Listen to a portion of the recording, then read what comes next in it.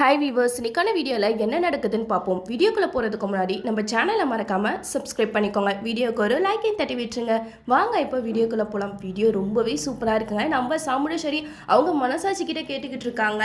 என்ன சாமுண்டேஸ்வரி, நீனு யாராவது சின்ன தப்பு பண்ணாலே அவங்கள தண்டிக்கிறவ நீ. இப்போ இப்படி ஒரு அயோக்கியனை உன் பொண்ணு பக்கத்தில் நிற்க வச்சிருக்கே, எப்படி உன்னால் முடியுது? அவன் அவ்வளோ கெட்டவன் தெரிஞ்சும் எதுக்காக அவனை உன் பொண்ணு பக்கத்தில் நிற்க வச்சிருக்க?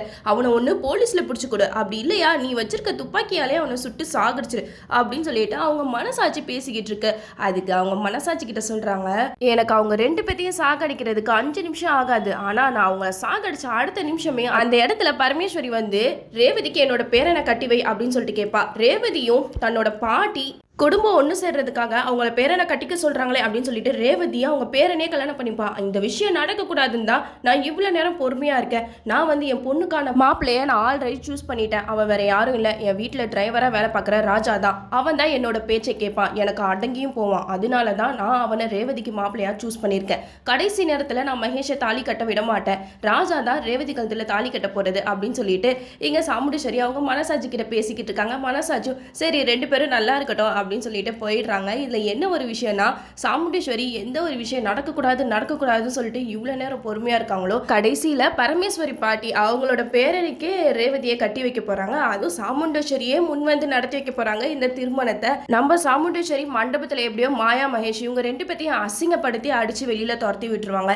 இதுக்கப்புறம் ரேவதி கழுத்தில் யார் தாலி கட்டுவா அப்படிங்கிற நேரத்தில் தான் நம்ம கார்த்தியை பார்த்து சாமுண்டேஸ்வரி கேட்பாங்க, டிரைவர் நீ தான் என் பொண்ணுக்கு வாழ்க்கை கொடுக்கணும் அப்படின்னு சொல்லிட்டு கேட்கும்போது நம்ம கார்த்திக் வந்து சொல்லுவாங்க, என்னைய மன்னிச்சிருங்க மேடம், எனக்கு ஆல்ரெடி கல்யாணம் ஆயிடுச்சு. என்னோட ஒய்ஃப் தீபா ஒரு ஆக்சிடென்ட்லி இறந்து போயிட்டாங்க அப்படின்னு சொல்லிட்டு தீபாவோட கதையெல்லாம் சாமுண்டேஸ்வரி கிட்ட சொல்லுவாங்க. சாமுண்டேஸ்வரியும் சொல்லுவாங்க, இப்படி ஒரு பையனை கண்டிப்பாக என் பொண்ணுக்கு நான் எங்கே தேடினாலும் கிடைக்க மாட்டான். நீ தான் என் பொண்ணு கழுத்தில் தாலி கட்டணும். பரவாயில்ல, உன்னோட ஒய்ஃப் இறந்து தானே போயிட்டாங்க, இதுக்கப்புறம் உன் வாழ்க்கை இப்படியே போயிடாது இல்லையா?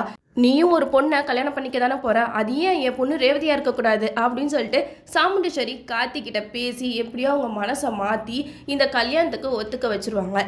நம்ம கார்த்திக்கும் ரேவதியை கல்யாணம் பண்ணிக்கிறனால நம்ம 2 குடும்பமும் ஒன்று சேரும் அப்படிங்கிறதுனால தான் நம்ம கார்த்திக் இந்த கல்யாணத்துக்கே சம்மதிப்பார்.